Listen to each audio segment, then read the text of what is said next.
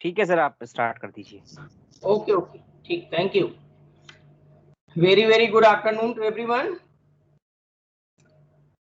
Last class I think we have discussed about different stages of budget, like total 6 stages of the budget: presentation of the budget, general discussion, scrutiny by departmental committees, voting on demands for grants, passing of appropriation bill, and passing on finance bill.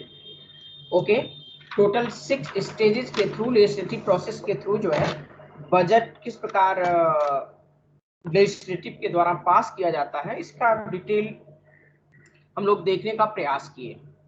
Today I would like to share other grants जो पास किए जाते हैं, supplementary and excess demand for grants, और इसको लेकर के जैसे स्लाइड में आप देख रहे होंगे, और इस तरह के ग्रांट्स को पास करने की जरूरत क्यों पड़ती है, क्यों सरकारें इस तरह के अनुदान को, इस तरह के ग्रांट्स को पास कराती है, इसके बारे में जो है, जो अदर ग्रांट्स हैं, अदर ग्रांट्स में supplementary and excess demands for grants, showing slide you can see generally all of you know about that no expenditure in excess of the sums authorized by the parliament can be incurred without its sanction। मैंने बहुत easy word में आपको बता दिया है कि without pass by the parliament, बिना parliament के पास हुए गवर्नमेंट सिंगल रुपी भी एक्सपेंड नहीं कर सकती, खर्च नहीं कर सकती। Here is mentioned no expenditure in excess of the sums authorized by the parliament can be incurred without its sanctions। जब तक पार्लियामेंट कोई अमाउंट, कोई फंड सैंक्शंस नहीं करती, गवर्नमेंट उसको खर्च नहीं कर सकती। If the amount sanctioned for a particular service is found to be insufficient for the purpose, या एक्स्ट्रा या जो भी है उससे रिलेटेड, जो in addition to the budget that contains the ordinary estimates of the income and expenditure. Generally आपको पता ही है कि बजट में जो नेक्स्ट ईयर का, या कोई भी, जैसे सपोज करिए कि किसी ट्रांसपोर्ट मिनिस्ट्री को किसी रोड के लिए, या ट्रांसपोर्ट मिनिस्ट्री को जो एलोकेशन फंड्स है वो एक एस्टिमेट के तहत दे दिया गया कि इस पर्पज के लिए 1000 करोड़, लेकिन उसका एस्टिमेट बढ़ भी सकता है, कम में भी हो सकता है, या हो सकता है ज्यादा बढ़ सकता है। तो आपको पता है कि ऐसा तो है नहीं कि अपने घर का बैंक है या पार्लियामेंट से जब चाहेंगे तब मांगेंगे, उसके लिए एक प्रॉपर प्रोसीजर है। इसलिए अगर कोई एक्स्ट्रा या एस्टिमेट ऑफ इनकम और expenditure for one financial year, किसी एक साल के फाइनेंशियल ईयर में कम होता है, ज्यादा होता है, एक्सेस है या बहुत कम है, ऐसी स्थिति में गवर्नमेंट क्या करेगी? ऐसा तो है नहीं कि प्रोजेक्ट को ब्रेक करेगी, प्रोजेक्ट को रोक देगी, प्रोजेक्ट तो कंप्लीट ही करना है, तो जो एक्स्ट्रा मनी है उसकी डिमांड होगी। तो इससे रिलेटेड जो वर्ड है ध्यान दें। First is the supplementary grants. Here is mention what is the supplementary grants. Supplement का मतलब होता है कि अनुपूरक, मतलब जैसे कम हो गया। It is granted when the amount authorised by the parliament through the appropriation act for the particular services for the current financial is found to be insufficient for the year. The word used in supplementary means to be insufficient for the year, मतलब sufficient नहीं है जितना पैसा। Suppose करिए कोई road है या कोई बिग प्रोजेक्ट है, कॉलेज है, कुछ भी, एनीथिंग, कोई नया प्रोजेक्ट है और उस मिनिस्ट्री के थ्रू उस पर सैंक्शन है कि 500 करोड़, और वो 500 करोड़ में कंप्लीट नहीं होता है, ओवर ब्रिज है, फ्लाईओवर है, कुछ भी, एनीथिंग यू कैन इमेजिन। अगर उसके लिए सैंक्शन मनी है और वो इनसफिशियंट है, only you can learn only word word insufficient, ऐसी कंडीशन में गवर्नमेंट सप्लीमेंट्री ग्रांट्स की डिमांड करती है, वो मिनिस्ट्री, सरकार, कि हमें जो है उस वर्ष के लिए, क्योंकि अगर उनके पास इनसफिशियंट पैसा है तो प्रोजेक्ट कंप्लीट नहीं होगा, और बिना पार्लियामेंट के परमिशन से वो पैसा एक्स्ट्रा खर्च कर नहीं सकते। तो इसके लिए अगर उन्हें और पैसे की जरूरत है, जैसे आपको आपके पेरेंट्स ने कुछ पैसा दिया और पैसे कम पड़ गए, तो आप उस प्रोजेक्ट के लिए क्या है, कुछ एक्स्ट्रा मनी की डिमांड करेंगे। You can say that supplementary grants means अगर इनसफिशियंट मनी है और कम पैसे हो गए, कम पड़ गए उस प्रोजेक्ट को लेकर के, तो पार्लियामेंट से वो ये नहीं कहेंगे कि हमें इसके लिए हमें वो उसी रूप में, तो उस प्रोजेक्ट से रिलेटेड वो केवल सप्लीमेंट्री ग्रांट्स के लिए बिल लाएंगे कि हमें सप्लीमेंट्री ग्रांट्स चाहिए इस प्रोजेक्ट के लिए, तो पार्लियामेंट पास करेगी, जितने की डिमांड करेंगे उतना उन्हें मिल जाएगा। तो first things supplementary grants and other. Next है एडिशनल ग्रांट्स। एडिशनल ग्रांट्स मतलब एक्स्ट्रा मनी की जरूरत कब होती है? सपोज दैट एडिशनल ग्रांट्स कब दिया जाता है? अतिरिक्त। एडिशनल मतलब कि और आपको कुछ पैसे चाहिए, इनसफिशिएंट नहीं है लेकिन आपको लग रहा है कुछ और पैसे चाहिए। It is granted when a need has arisen during the current financial year for the additional expenditure upon some new services not contemplated in the budget for that year। अगर सपोज करिए उस वर्ष हेतु बजट में किसी नई सेवा के लिए कोई पैसा अलॉट नहीं किया गया है, अतिरिक्त पैसे की जरूरत उत्पन्न हो गई है, तो ऐसी स्थिति में सरकार पार्लियामेंट के सामने एडिशनल ग्रांट्स के लिए बिल लाएगी, एडिशनल ग्रांट्स की डिमांड करेगी। यहां मैंने इनसफिशिएंट वर्ड यूज नहीं किया, ये एक्स्ट्रा मनी है, एडिशनल ग्रांट्स है।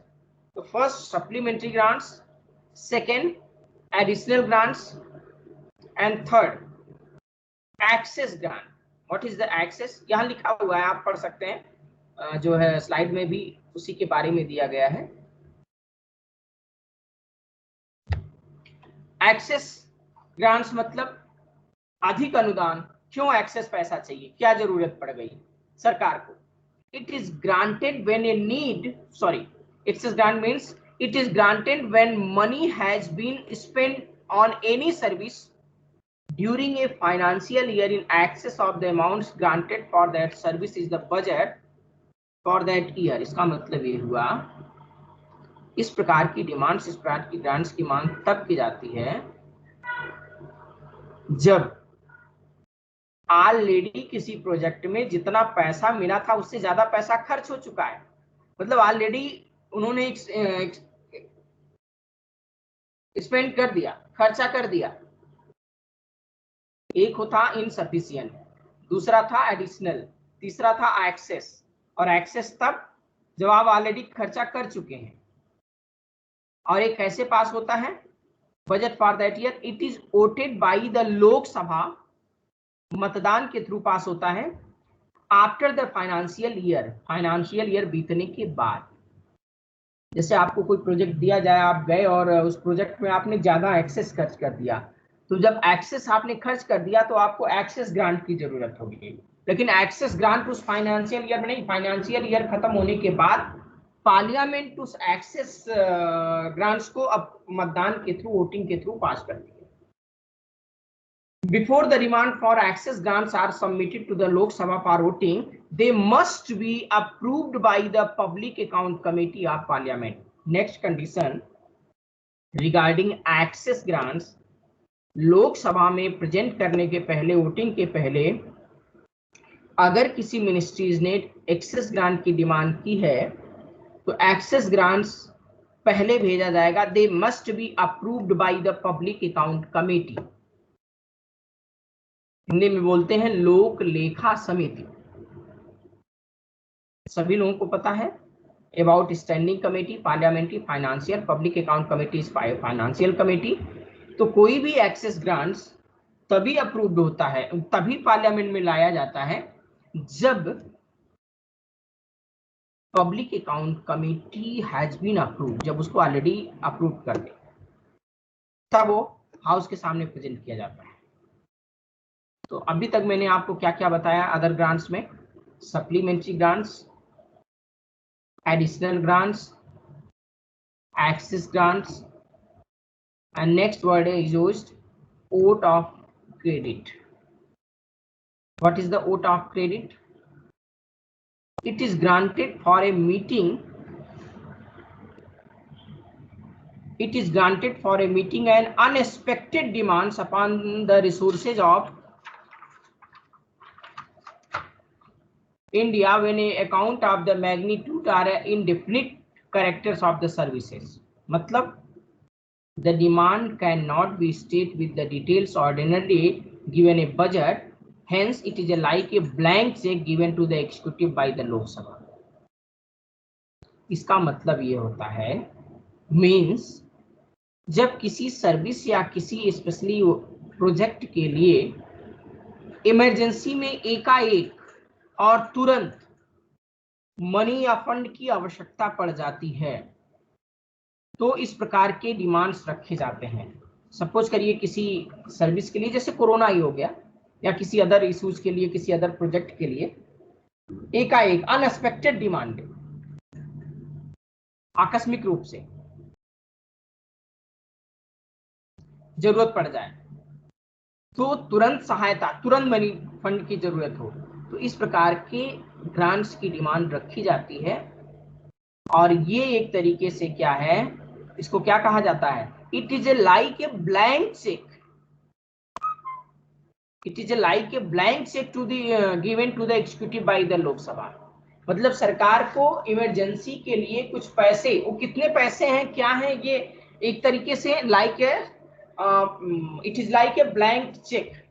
और ब्लैंक चेक किसको देती है लोकसभा, एक तरीके से थ्रू जो है वोट ऑफ क्रेडिट, जैसे आप क्रेडिट कार्ड लेते हैं, एक तरीके से वो ब्लैंक चेक है, एग्जीक्यूटिव को दे दिया, मिनिस्ट्रीज को दे दिया, सरकार को दे दिया कि इमरजेंसी और इस तरह के विशेष परिस्थिति के लिए आप खर्च करिए। तो ऐसे के लिए जो है जो ग्रांट्स होता है उसको वोट ऑफ क्रेडिट बोलते हैं। This is the vote of credit. यहाँ मेंशन है, आपको मैं स्लाइड में भी दिखा देता हूँ vote of credit.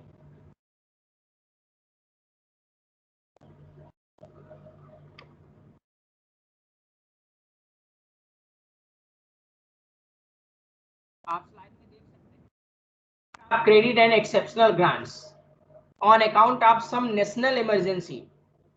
You can see, on account of some national emergency, the government may require funds to meet an unexpected demands for money for which it may not be possible to give detailed estimate. मतलब अब corona में कितना खर्च होगा सरकार पहले से estimate नहीं दे सकती, उसको तो ब्लैंक चेक ही चाहिए होगा ना। In such a case, the house might grant lump sum money without details through a vote of credit. मैंने आपको इजी वर्ड में बता दिया कि it is like a blank cheque give to executive by the Lok सभा।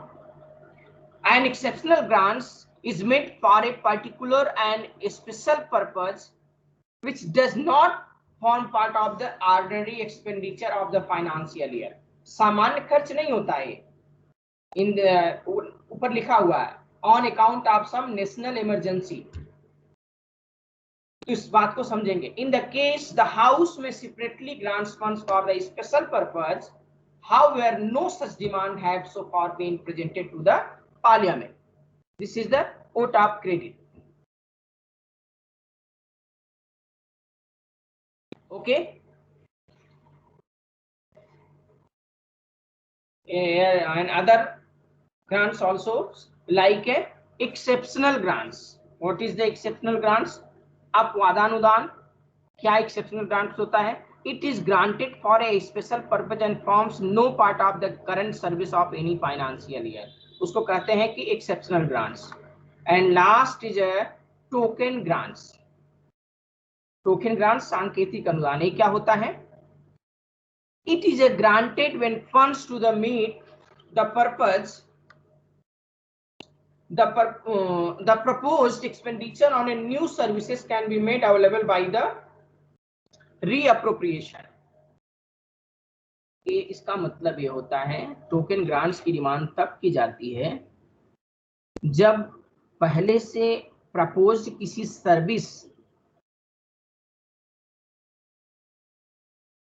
के अतिरिक्त कोई उससे बियॉन्ड किसी सर्विस के लिए फंड की जरूरत होती है, और तब इस लोकसभा में इस तरह का प्रस्ताव रखा जाता है, मतदान भी होता है, धन की व्यवस्था की जाती है, तो इसके लिए टोकन ग्रांट्स रखा जाता है। The demands for a grants of a token sum of ₹1 is submitted to the vote of the Lok Sabha and if assented funds are made available.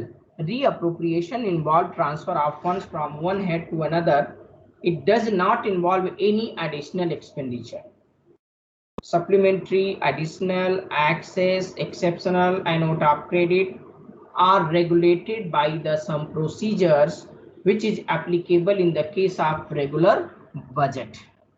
Okay, तो आपने देखा कि 6 स्टेजेस एंड अदर ग्रांट्स जो सरकार लोकसभा के थ्रू, लेजिस्लेटिव के through, आपका paper है लेजिस्लेशन, तो लेजिस्लेचर का क्या रोल है, विधायिका का क्या रोल है regarding budget approving, budget pass करने में, ये एक प्रोसीजर है जो हम लोगों ने अभी तक देखा। आई थिंक आपको अब क्लियर हो गया होगा कि सरकार जो भी पैसे खर्च करती है उसका प्रोसीजर क्या है, किस वे में बजट के रूप में, मनी बिल के रूप में पेश होता है, पास होता है। सरकार उतने ही पैसे खर्च कर सकती है जितना उसे अप्रूव्ड है, जितना उसे, अगर वो एक्स्ट्रा खर्च करती है, एक्सेस खर्च करती है, तो उसे दोबारा से लोकसभा में डिमांड करनी पड़ती है, ग्रांट्स की मांग करनी पड़ती है। और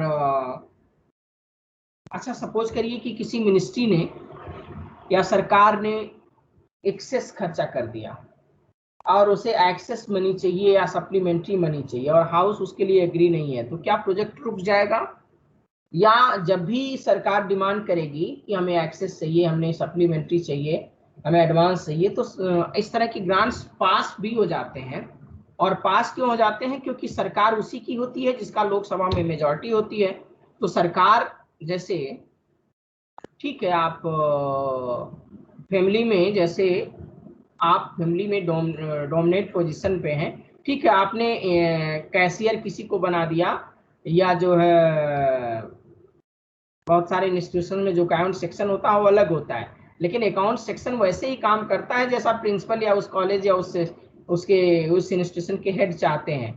तो अकाउंट सेक्शन का हेड एक होता है जो पूरा अकाउंट सेक्शन देखता है, कितने पैसे आए, कितने पैसे गए, कितने पैसे किसको चाहिए, वो अप्रूव्ड तभी करता है प्रोसीजर के थ्रू। तो आप कह सकते हैं कि प्राइम मिनिस्टर या अदर मिनिस्टर जो गवर्नमेंट में है वो इसीलिए है क्योंकि उनकी हाउस में मेजॉरिटी है।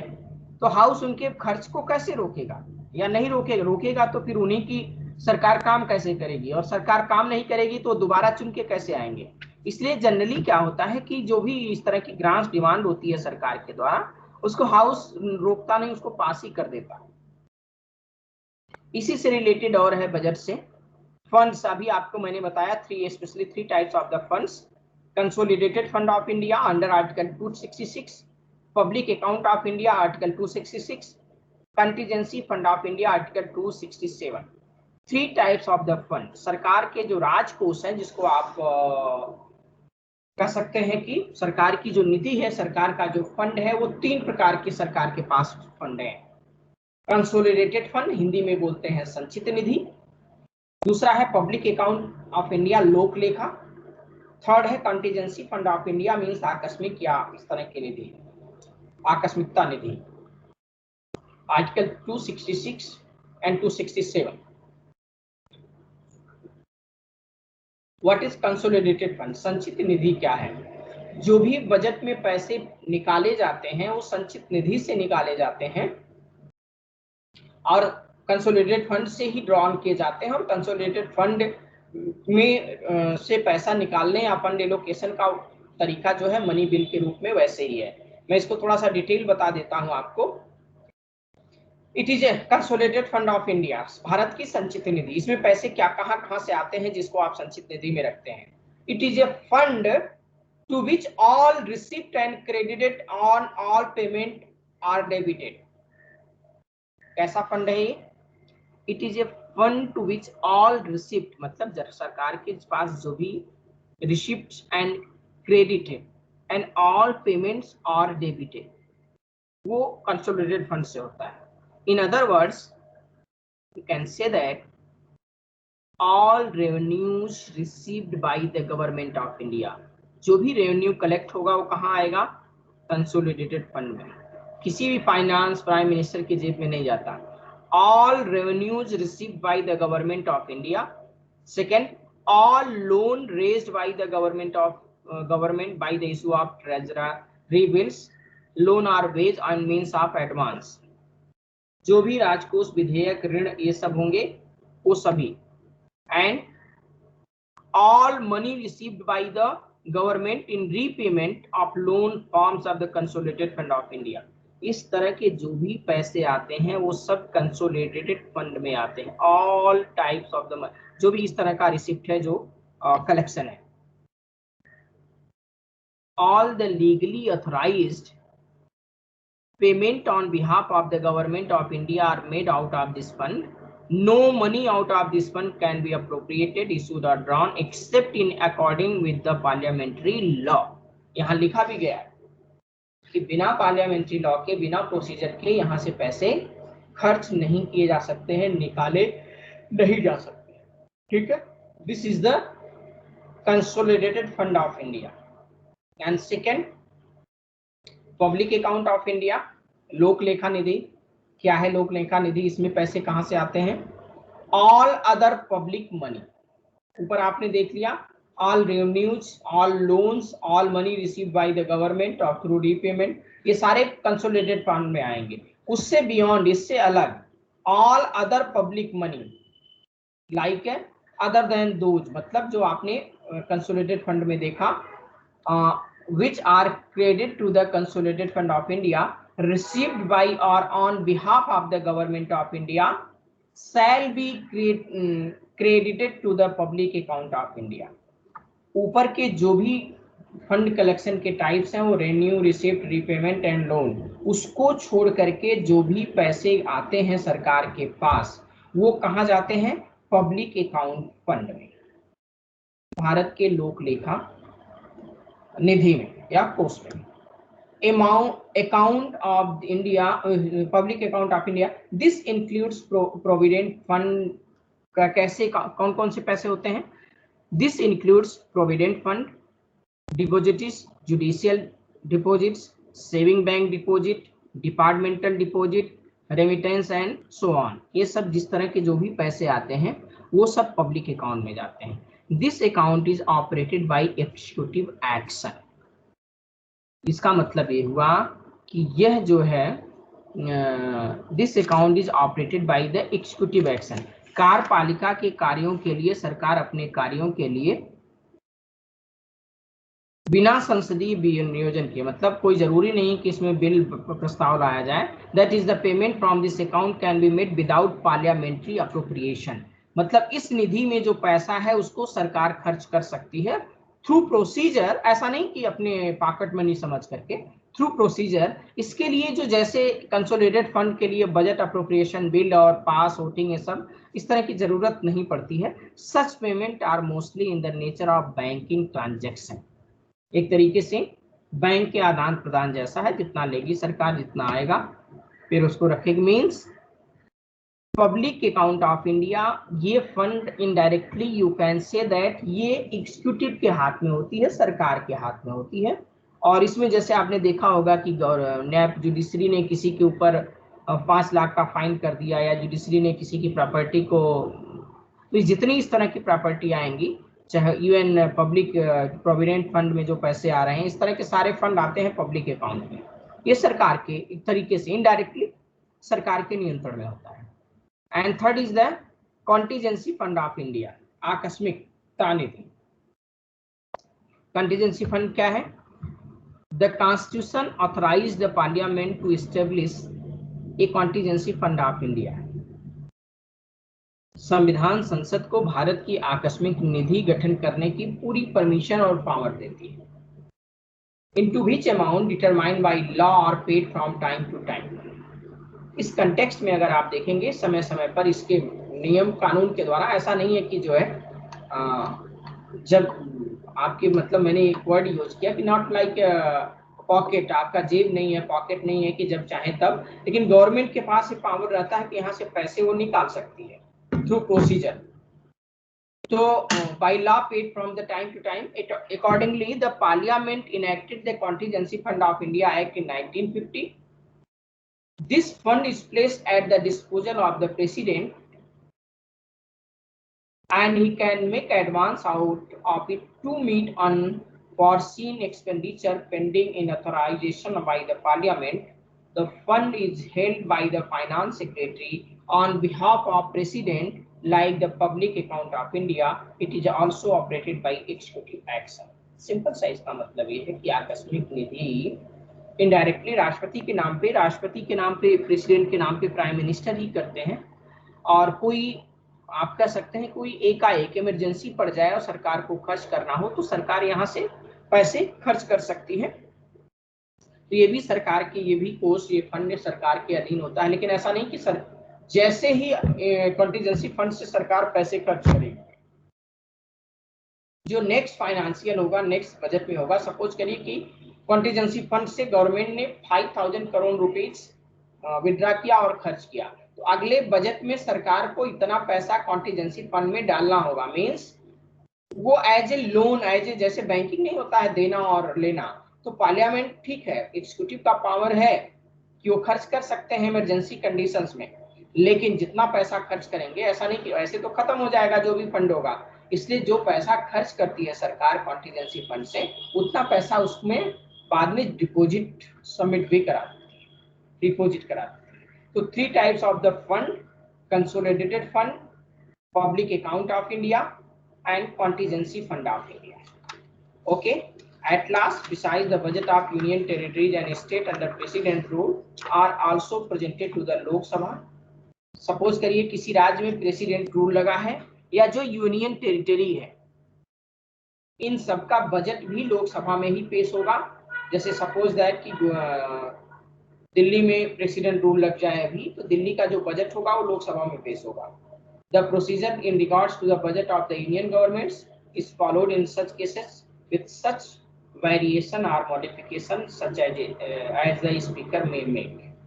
तो इस प्रकार आप देखेंगे कि बजटरी प्रोसेस, बजट के संबंध में जो लेजिस्लेटिव प्रोसेस है, किस तरह फाइनेंस पे कंट्रोल करने की जो रिस्पॉन्सिबिलिटी है वो पार्लियामेंट को है, हाउस ऑफ द पीपुल को है, लोकसभा को है इनडायरेक्टली, और लोकसभा को इनडायरेक्टली इसीलिए है कि वही ही रिप्रेजेंटेटिव बॉडी है, इंस्टीट्यूशन है, जनता का पैसा है, जनता के पैसे पे जनता के प्रतिनिधियों का है, इनडायरेक्टली जनता का अधिकार है। इसलिए मनी बिल और बजट लोकसभा में पेश होता है और सरकार पे कंट्रोल, सरकार की अकाउंटेबिलिटी सुनिश्चित करने के लिए, रिस्पॉन्सिबिलिटी सुनिश्चित करने के लिए एक तरीके से इस तरह का अधिकार लोकसभा को दिया गया है, पार्लियामेंट को दिया गया है। ओके, तो आई थिंक ये था आपका budgetary process in Lok Sabha, in parliament. आपके सिलेबस में है एक टर्म है वर्किंग ऑफ मिनिस्ट्रीज। बजट वाले चैप्टर में जो last word used in your syllabus, working of ministries, जो मंत्रालय हैं वो कार्य कैसे करते हैं, और स्पेशली फंड और बजट के कंटेक्स्ट में मैं आपको बता देता हूँ थोड़ा सा डिटेल। 1 मिनट।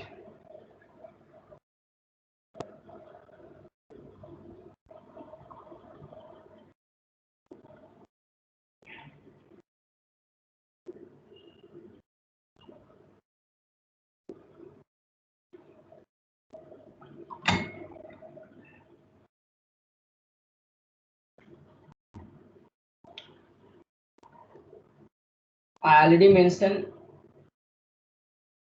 कि जो डिफरेंट मिनिस्ट्रीज हैं, जो भी है, चाहे होम अफेयर्स हो, एक्सटर्नल अफेयर्स हो, फाइनेंस हो, डिफेंस हो, एजुकेशन हो, हेल्थ हो, एक्सेट्रा एक्सेट्रा, जो भी जितने भी ऑल मिनिस्ट्रीज, सबको पैसे की जरूरत होती है और सब पैसे के बेस पे ही काम करते हैं। तो बजट में क्या होता है, थोड़ा सा इसके बारे में डिटेल जानिए। सभी मंत्रालयों का, ऑल मिनिस्ट्रीज इंक्लूडिंग फाइनेंस, जो एनुअली एक्सपेंडिचर होता है या उसके अंडर जो प्रोजेक्ट होते हैं, जो पॉलिसीज होते हैं, जो प्रोग्राम्स होते हैं, आप लोग स्टूडेंट्स हैं, मैं पॉलिसी प्रोग्राम के बारे में, जैसे स्कॉलरशिप, जो आपको जेआरएफ अगर एमए आप करेंगे और जेआरएफ अगर आप जूनियर रिसर्च फेलोशिप या रिसर्च के लिए जो फेलोशिप है, रिसर्च प्रोजेक्ट हैं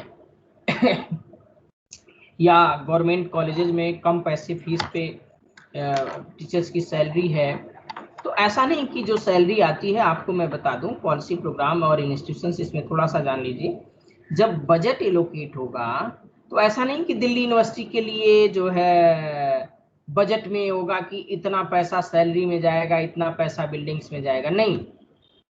पूरे देश के एजुकेशन डिपार्टमेंट के लिए बजट में उस मिनिस्ट्री को एक लंप सम अमाउंट एलोकेट कर दिया जाएगा। मैं एग्जांपल के थ्रू आपको समझा रहा हूँ। सपोज दैट कि एजुकेशन मिनिस्ट्री को दे दिया गया 10,000 करोड़ फॉर एजुकेशन मिनिस्ट्री। अब इसका मतलब ये नहीं है कि एजुकेशन मिनिस्टर जो है पोखरियाल जी जब चाहें तो उसमें से 5,000 करोड़ उत्तराखंड को दे दे, बाकी को न दे। ऐसा नहीं होता है। और ऐसा भी नहीं होता है कि उन्होंने जो मांगा वो पैसा पार्लियामेंट या बजट में उसको सैंक्शन कर दिया जाता है। जितनी उनकी डिमांड होती है, इसको ध्यान से समझेंगे, किसी बुक से आर्टिकल में इतना डिटेल नहीं मेंशन होता है। अब जो भी स्टूडेंट्स हैं इसको ध्यान से सुने, क्योंकि ये आप प्रैक्टिकली जब सिस्टम में आएंगे तब सीख पाएंगे। तो अगर कोई भी मिनिस्ट्री, वर्किंग ऑफ मिनिस्ट्रीज, जैसे कोई भी मिनिस्ट्री, मैं एग्जांपल दे रहा हूँ एजुकेशन मिनिस्ट्री की, ऐसा नहीं कि उन्होंने डिमांड किया 5,000 10,000 करोड़ का, तो उन्होंने केवल एक पेज लाइन में लिख दिया कि education ministry demands amounts to 10,000 crore for education. ऐसे पैसा एलोकेट नहीं होगा। एलोकेशन का उन्हें एक प्रॉपर डेटा देना होगा कि टोटल 48 47 सेंट्रल यूनिवर्सिटीज और एक सेंट्रल यूनिवर्सिटीज का बजट पूरा अर्ली फाइनेंशियल इतना है, इतना है, इतना है, इतना है। तो जो ट्रेडिशनल वे में ऑलरेडी यूनिवर्सिटी एग्जिस्ट कर रही है उनका सारा ऑलमोस्ट एक्सपेंडिचर लमसम अमाउंट इतना है, वो लिखेंगे, उसमें दिखाएंगे कि दिल्ली यूनिवर्सिटी को इतना दिया जाता है, इतना दिया जाता है, दिल्ली यूनिवर्सिटी में इतने टीचर सैंक्शन है। वो पर टीचर नहीं, ओवरऑल एक पेज में पूरा डिटेल होगा कि टोटल 47 सेंट्रल यूनिवर्सिटी का जो एक्सपेंडिचर है वो ये है, स्कॉलरशिप के लिए इतना है, नए प्रोजेक्ट के लिए इतना है, न्यू यूनिवर्सिटी के लिए इतना है, नए इसके लिए इतना है। तो उन्हें प्रॉपरली एक डिटेल एस्टिमेट्स देना होता है कि हमारा इतना इतना एनुअली खर्च है और इतना नए प्रोजेक्ट जो स्कीम चल रहे हैं, स्कॉलरशिप स्कीम्स है, राजीव गांधी फेलोशिप स्कीम है, उसमें इतने मनी। तो एक ऐसा नहीं है कि वो एज सच जो है उन्होंने कहा कि ठीक है ले जाइए पैसे, इतना अमाउंट दे दिए, नहीं, ऐसा नहीं होता है। पूरा एक डिटेल डेटा हाउस को, सरकार को या उस मिनिस्ट्री देती है कि हमारा इस प्रोजेक्ट में इतना है, यूनिवर्सिटीज के लिए इतना है, रिसर्च के लिए इतना है, और सेंट्रल यूनिवर्सिटीज के लिए इतना है, यूजीसी। और ये पैसा फिर एमएचआरडी डायरेक्ट नहीं कर सकती, एमएचआरडी एलोकेट करती है यूजीसी को। आपके सिलेबस में वर्ड यूज है पॉलिसी एंड प्रोग्राम।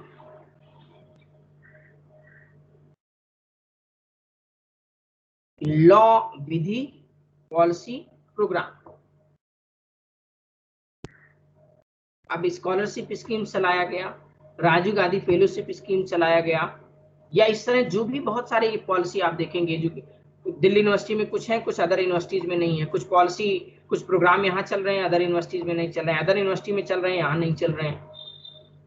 तो ये अब ये हाउस नहीं डिसाइड करेगा पॉलिसी प्रोग्राम, वो मिनिस्ट्री लेवल पे, एमएचआरडी लेवल पे जो उसके इंस्टीट्यूशन है लाइक यूजीसी या जो अदर एजुकेशनल इंस्टीट्यूशंस हैं, वो अपने अकॉर्डिंग पॉलिसी फ्रेम करेंगे और उस पॉलिसी के अकॉर्डिंग उन्हें जो फंड एलोकेशन उन्हें मिला है उसमें उस पॉलिसी को मेंशन करेंगे। और नेक्स्ट ईयर जब उनकी ऑडिट होगी, और नेक्स्ट ईयर हाउस में, मैंने कहा जो क्वेश्चन आवर होता है, ऐसा नहीं कि उन्होंने जो मांगा मिल गया और उन्हें जवाब नहीं, अकाउंटेबिलिटी नहीं है। उनसे कभी भी हाउस में क्वेश्चन आवर में ये पूछा जा सकता है, और क्वेश्चन आवर में ये पूछा जाता है। आप अक्सर अगर लोकसभा या मतलब राज्यसभा किसी की सेशन अगर आप कार्रवाई देख रहे होंगे तो उनसे पूछा जाता है कि आपके मंत्रालय में इतना पैसा इस प्रोजेक्ट के लिए लोकेट हुआ था, अभी काम कंप्लीट हुआ नहीं हुआ, कितना है, कितना खर्च हुआ, ये कुछ भी, और वो मंत्रालय मिनिस्टर्स को आंसर करना पड़ता है। तो जो वर्किंग ऑफ मिनिस्ट्रीज का नेचर है, कैसे काम करते हैं, और इसी जो स्टैंडिंग कमेटी होती है, मैंने बताया कि टोटल 24 डिपार्टमेंटल स्टैंडिंग कमेटी। तो जो स्टैंडिंग कमेटी होती है वो एनुअली जो भी फाइनेंशियल इशू है, जो भी कंडीशन है उस डिपार्टमेंट की, उसकी रिव्यू या उसकी समीक्षा करती रहती है। इसीलिए पार्लियामेंट्री कमेटी और स्पेशली मिनिस्ट्रीज, तो एक तो ओवरऑल बजट में पूरे हाउस को ओवरऑल बजट दिखा दिया गया, कितना इनकम, इतना outgoing. With in a budget ministries या पोर्टफोलियो वाइज भी बजट होता है, और फिर पोर्टफोलियो वाइज बजट में जाएंगे तो उसमें आप देखेंगे कितना इसके लिए, इतना for sum, for education, for this, for that, for this.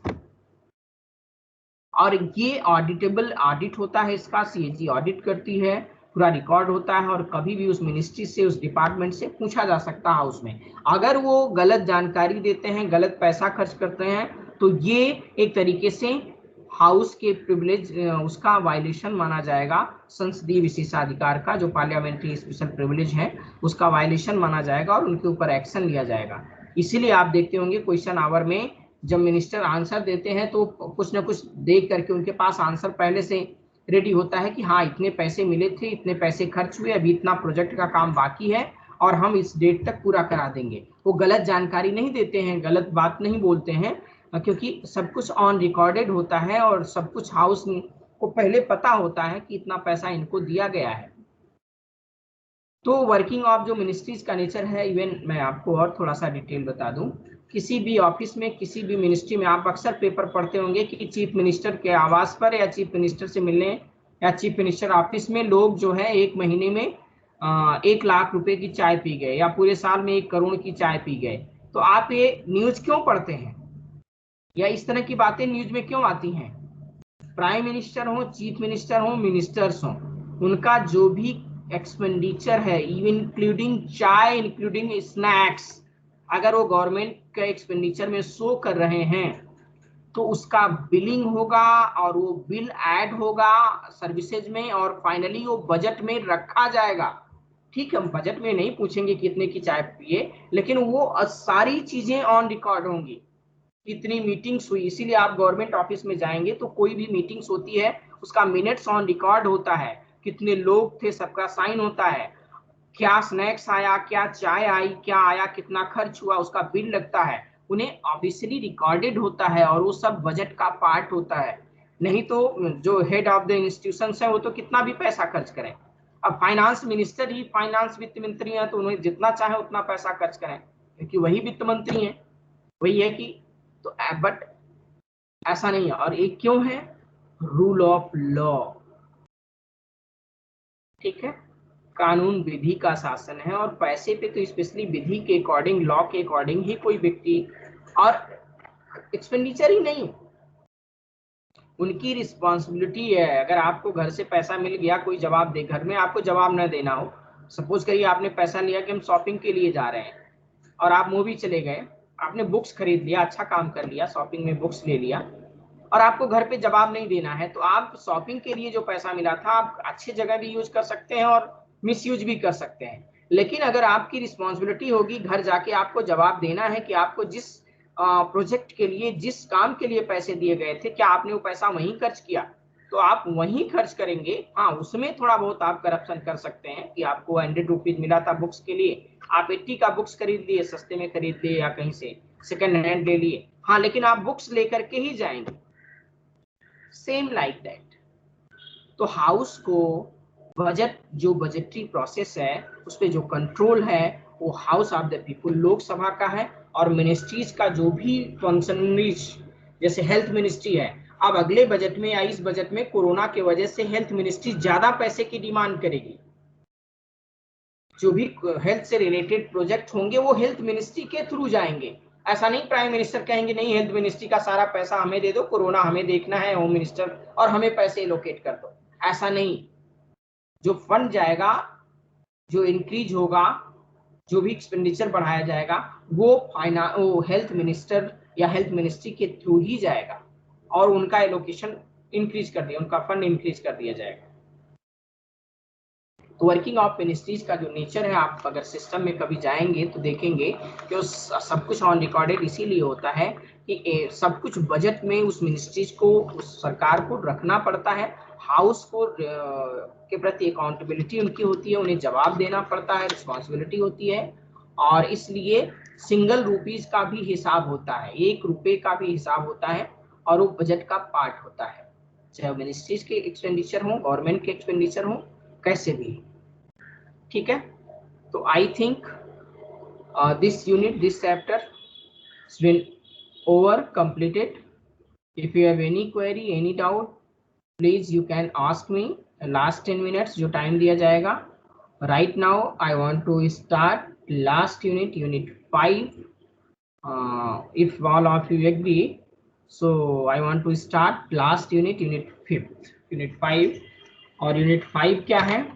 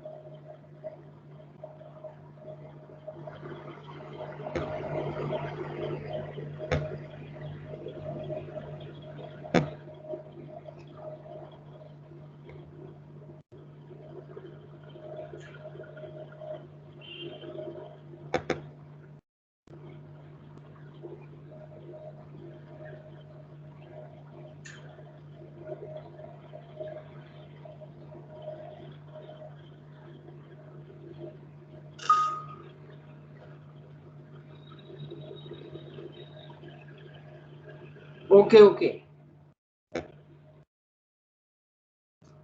Okay.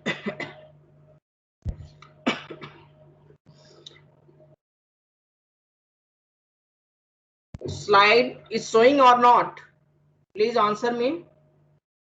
Slide is showing?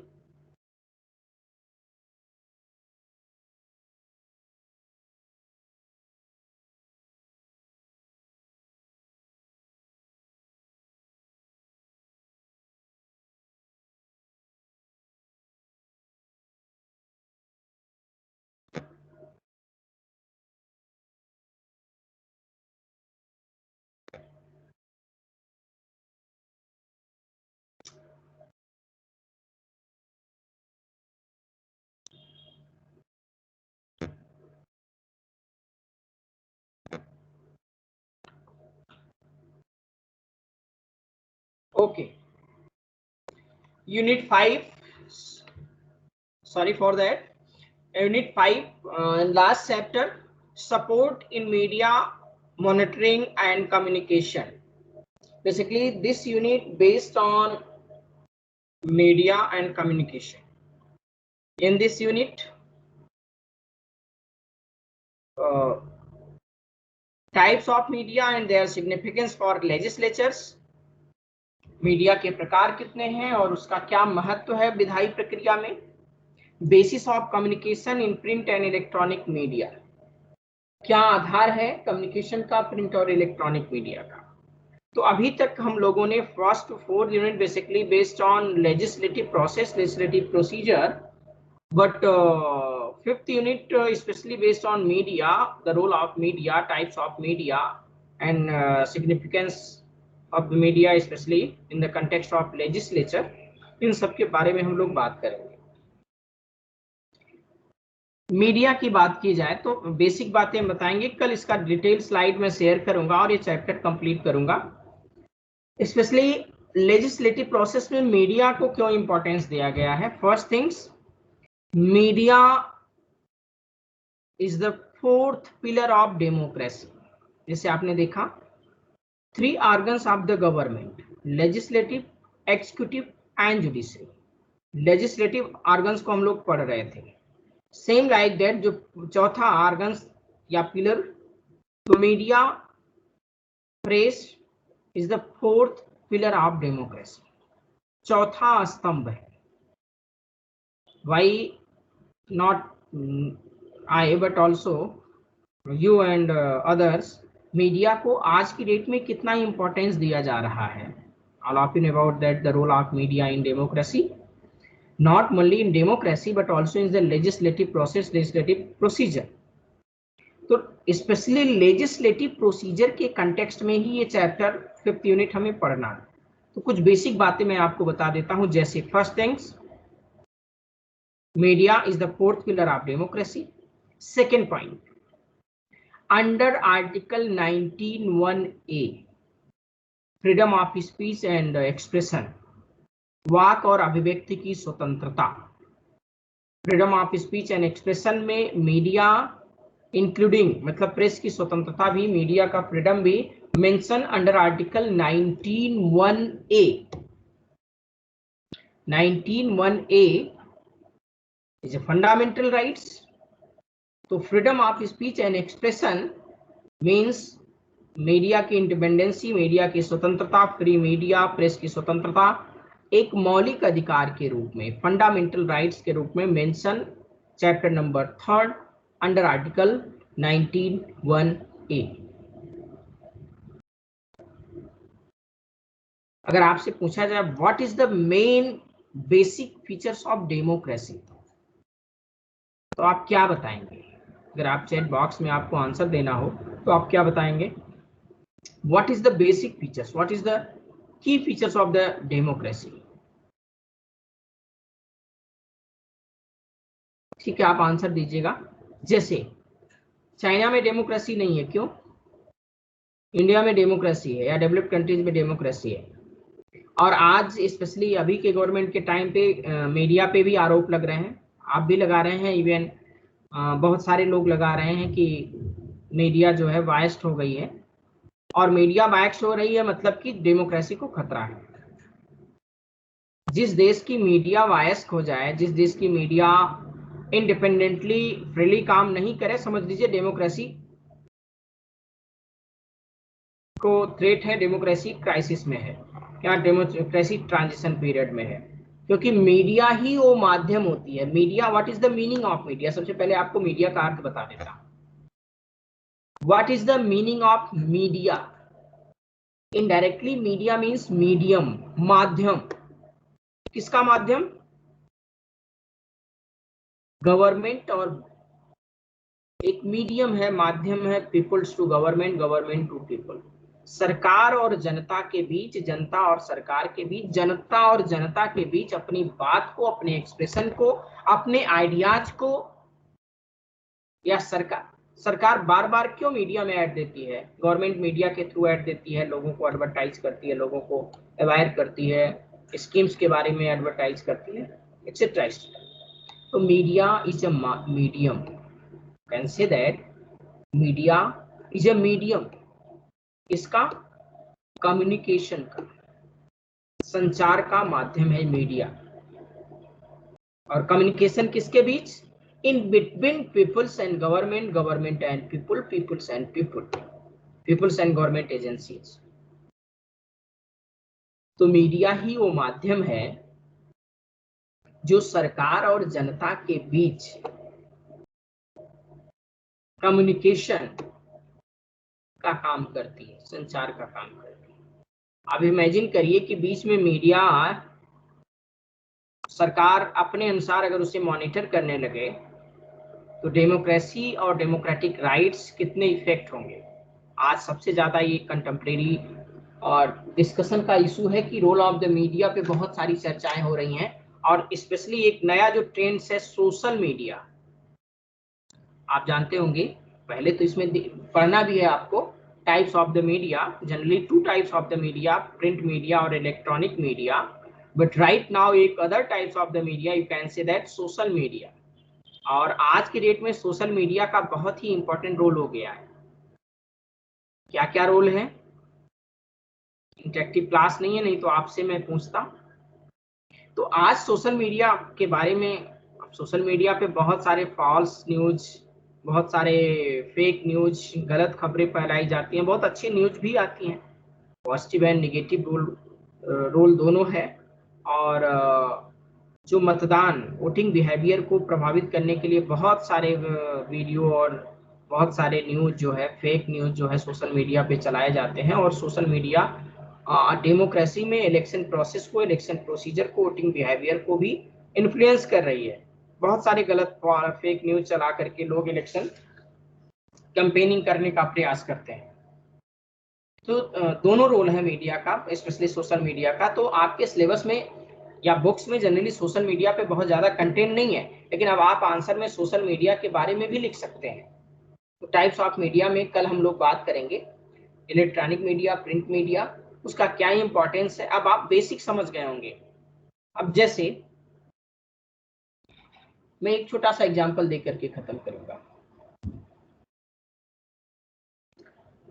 Red fort से लाल किले पे से 15 अगस्त के जो उद्बोधन होता है, भाषण होता है, स्पीच होता है प्राइम मिनिस्टर का, रोल ऑफ मीडिया आप देखिएगा, मीडिया कैसे इंपॉर्टेंस है, क्या सिग्निफिकेंस। प्राइम मिनिस्टर ने अपने स्पीच में ये कहा कि उत्तर प्रदेश के इस विलेज में पिछले 65 ईयर से इलेक्ट्रिसिटी नहीं पहुंची थी, और अब इलेक्ट्रिसिटी हमारी सरकार ने वहां पहुंचा दिया है। ये स्पीच था प्राइम मिनिस्टर का रेड फोर्ट से, लाल किले से, वो भी 15 अगस्त को, 15 अगस्त को। मीडिया सेम डे जिस गांव, विलेज का नाम प्राइम मिनिस्टर ने मेंशन किया था, वहां विजिट करती है। अब आप ये देखिए कि प्राइम मिनिस्टर जो स्पीच दे रहे हैं किस बिहाफ पर दे रहे हैं, उसको वेरीफाई करने के लिए सेम डे उस विलेज में विजिट करती है, और पता चलता है कि वहां इलेक्ट्रिसिटी अभी भी नहीं आई।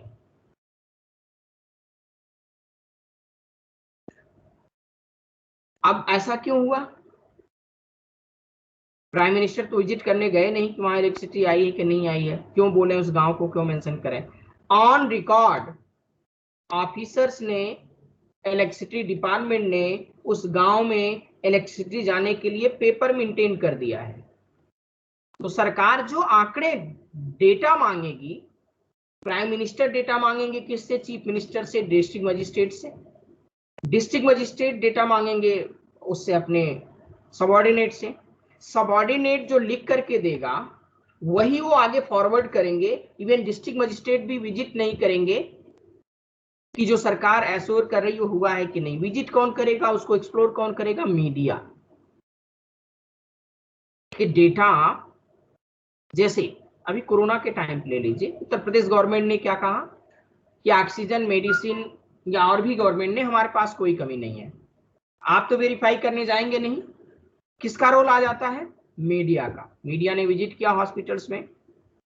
तो एज ए जो गवर्नमेंट एजेंसीज हैं, as a prime minister, as a chief minister, as a health minister, as a legislature अगर वो गलत डेटा, गलत लॉ, गलत इस तरह का स्पीच देंगे, तो जो मीडिया का रोल है बहुत ही सिग्निफिकेंट और इंपॉर्टेंट रोल है।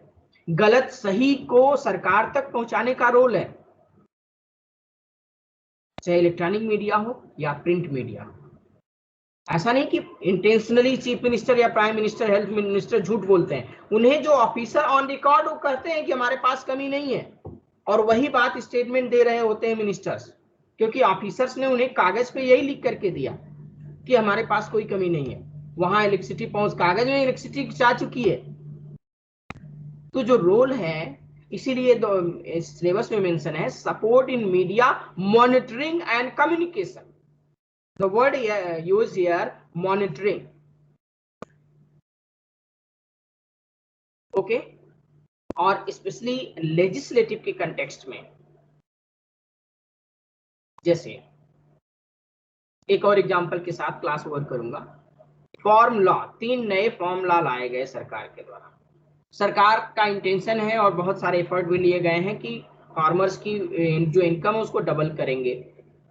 अब सरकार जो ऑन रिकॉर्ड डेटा देगी लेजिस्लेचर पार्लियामेंट में, हो सकता है उसमें सरकार ये बताए अपने डेटा में कि हमने फार्मर्स की आय को, इनकम को हमने डबल या इंक्रीज कर दिया है, कुछ बढ़ा दिया है। अब वो डेटा जो पार्लियामेंट को दिया जाएगा उसको वेरीफाई आम आदमी तो कर नहीं सकता। उस डेटा को वेरीफाई कौन करेगा? मीडिया करेगी।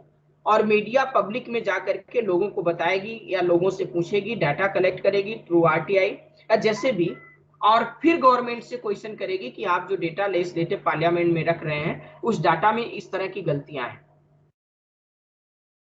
यहाँ गवर्नमेंट या किसान फार्मर ये नहीं चाहते हैं, वो ये भी डिमांड कर रहे हैं। तो जो कम्युनिकेशन है in between peoples and government, मैंने कहा मीडिया मीन्स माध्यम, मीडियम, मीडिया मीन्स मीडियम, एक माध्यम है, ओके।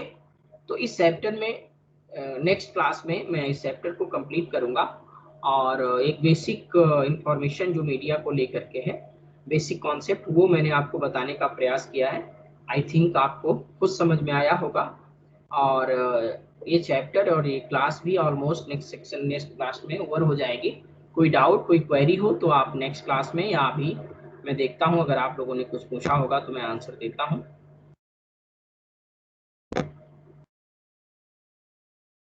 कोई क्वेश्चन है तो आप पूछ सकते हैं।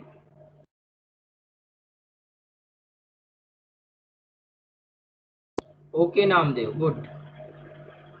India media is nowadays muffling the ranking of India. Yes, ये तो मैंने ऑलरेडी बोला गौरव कि आज की मीडिया को वायक्स मीडिया हो गई है, और आप अक्सर सुन रहे होंगे गोदी मीडिया और इस तरह का एलिगेशन अगर मीडिया पे लग रहा है तो समझिए मीडिया नहीं, हमारी डेमोक्रेसी, पार्टी और गवर्नमेंट आती जाती रहती है। कभी 10 साल कांग्रेस थी, अभी बीजेपी है, कोई और पार्टी, बहुत सारे हैं। लेकिन अगर आपका सिस्टम और आपके ऑर्गन्स, आपके इंस्टीट्यूशंस अगर करप्ट होते हैं, बायस्ड होते हैं, तो ये समझिए कि वो उस पार्टी को फायदा नहीं पहुंचा रहे हैं, बल्कि देश और सोसाइटी और डेमोक्रेसी को हार्म कर रहे हैं। इसलिए ऐसे इंस्टीट्यूशंस को, specially judiciary, specially election commission, media, इनको इंडिपेंडेंटली काम करना चाहिए, जिससे सही जानकारी, अगर गवर्नमेंट अच्छा करती है तो जनता के बीच अच्छा मैसेज दें, गवर्नमेंट कुछ गलत कर रही है तो उसको क्रिटिसाइज करके गवर्नमेंट को रोकें कि वो गलत न करे। इनका ये रोल होता है। इसलिए गवर्नमेंट, मीडिया का बहुत इंपॉर्टेंट रोल है। आप लोग जो लिख रहे हैं, in this country irrespective of caste, creed, culture, custom, educational background, race. Namdev, ये आप क्या, no discrimination in this country irrespective of caste, creed, culture, race, color, gender. Our national and regional media and press is not biased or tilt towards government, but is too accountable to the people and citizen of the country. Namdev, अब discussion नहीं हो सकता, लेकिन आप के इस point से मैं एग्री नहीं करता हूँ। ठीक है, आपका अपना ओपिनियन हो सकता है। हाँ, हम लोग भी रिस्पॉन्सिबल हैं। Private news channel and government news channel such as a Lok Sabha, Rajya Sabha, DD news accountable. Okay okay, ठीक है। जनरली मैंने कहा मेरा आरोप नहीं है, आम पब्लिक में अगर ये परसेप्शन बन चुका है कि मीडिया इंडिपेंडेंट नहीं काम कर रही है, तो मैं वही बात आपको बता रहा हूं। और इससे ज्यादा अगर चाइना में डेमोक्रेसी का फीचर्स ही होता है freedom of expression. Freedom of expression means free media. जिस देश में फ्री मीडिया नहीं है वहां डेमोक्रेसी हो ही नहीं, एग्जिस्ट ही नहीं करेगी। तो फर्स्ट कंडीशन है और मेन बेसिक कंडीशन ही है फ्रीडम ऑफ एक्सप्रेशन या मीडिया जो की स्वतंत्रता। अदरवाइज इसी से हम कहते हैं कि किसी देश में मीडिया कितनी स्वतंत्र है, तो रियल डेमोक्रेसी है कि नहीं है। अगर जहां फ्रीडम ऑफ एक्सप्रेशन नहीं है, आप अपनी बात नहीं रख सकते, क्योंकि डेमोक्रेसी का मतलब होता है जितने लोग उतना ओपिनियन हो सकता है। कोई जरूरी नहीं कि आप जो कह रहे हैं उससे मैं एग्री करता हूं। This is the democracy. आपके अपने ओपिनियन है, आपके अपने आर्गुमेंट्स हैं, मेरे अपने आर्गुमेंट्स हैं, ठीक है। तो डेमोक्रेसी में आप जितने लोग हैं उतने आर्गुमेंट्स हो सकते हैं, और यही डेमोक्रेसी होती है। इसीलिए जो मेजॉरिटी होता है उसी को हम मानते हैं कि ठीक है। Okay, thank you and see you next class and last class. Stay safe and take care. घर पे रहिए, स्वस्थ रहिए। Thank you.